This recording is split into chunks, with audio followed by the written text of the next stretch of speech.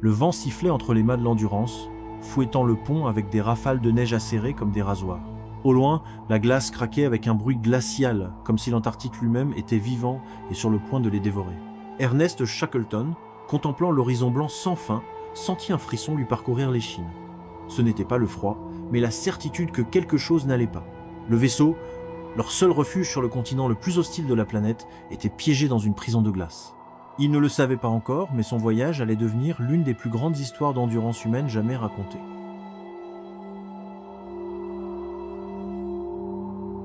Le rêve de traverser l'Antarctique, en 1914, Sir Ernest Shackleton, un explorateur polaire britannique expérimenté, se lance dans ce qui sera son expédition la plus ambitieuse. Traverser l'Antarctique à pied, d'un bout à l'autre. Son équipe de 27 hommes courageux est montée à bord de l'Endurance, un navire conçu pour résister aux glaces polaires implacables. Le plan était ambitieux et dangereux.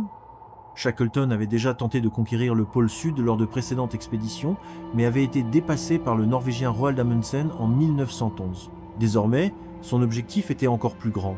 Non seulement atteindre le pôle, mais traverser le continent gelé. Mais l'Antarctique avait d'autres plans. L'enfer blanc, en janvier 1915, l'Endurance se retrouve coincée dans la mer de Weddell, à des centaines de kilomètres de la civilisation.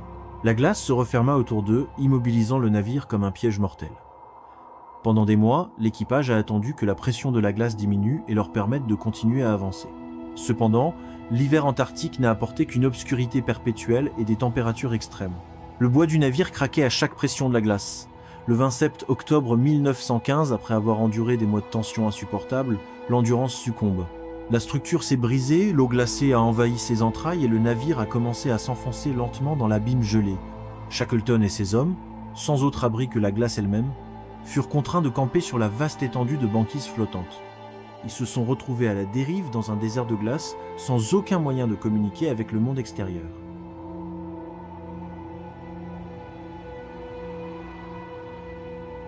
Un combat pour la survie, l'Endurance étant perdue, Shackleton prit une décision cruciale.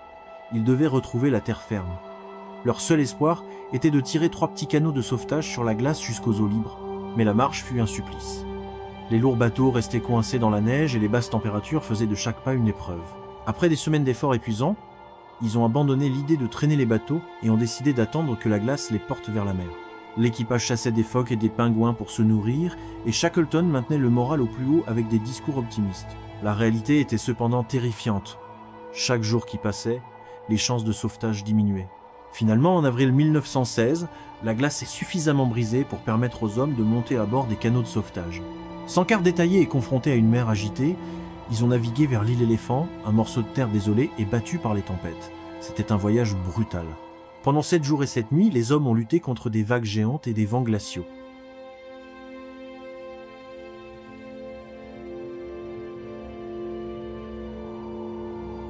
Le voyage du dernier espoir, l'île de l'Éléphant était inhospitalière et manquait de ressources suffisantes pour subvenir aux besoins de l'équipage sur le long terme. Shackleton savait que sa seule option était d'aller chercher de l'aide. Il sélectionna 5 de ses meilleurs hommes et, à bord du bateau James Caird, se lança dans un voyage désespéré de 300 km jusqu'à l'île de Géorgie du Sud, où se trouvait une station baleinière. Ce voyage fut, sans aucun doute, l'un des plus incroyables de l'histoire de la navigation. Pendant 16 jours, les hommes ont enduré des tempêtes terrifiantes, des températures négatives et une mer qui menaçait de les engloutir à tout moment. Leurs vêtements étaient trempés, leur corps était sur le point de s'effondrer, mais leur détermination ne faiblit pas. Lorsqu'ils aperçurent enfin l'île de Géorgie du Sud, leur soulagement fut immense. Mais il restait encore un dernier obstacle. Ils devaient traverser l'île à pied, en traversant des montagnes et des glaciers inconnus, sans carte ni équipement adéquat.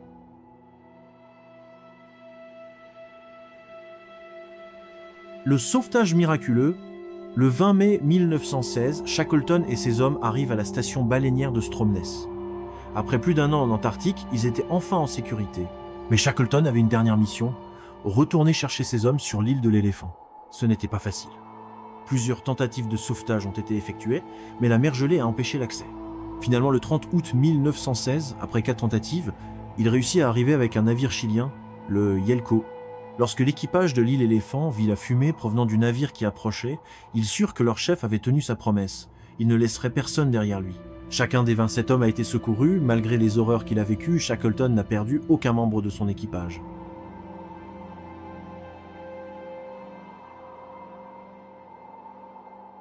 L'histoire d'Ernest Shackleton n'est pas seulement une aventure épique, mais un témoignage du pouvoir du leadership, de la résilience et de la volonté humaine. Leurs actions au cours de l'expédition ont démontré que même dans les pires circonstances, le courage et la détermination peuvent faire la différence entre la vie et la mort. Aujourd'hui, son histoire continue d'inspirer les explorateurs, les dirigeants et les gens du monde entier.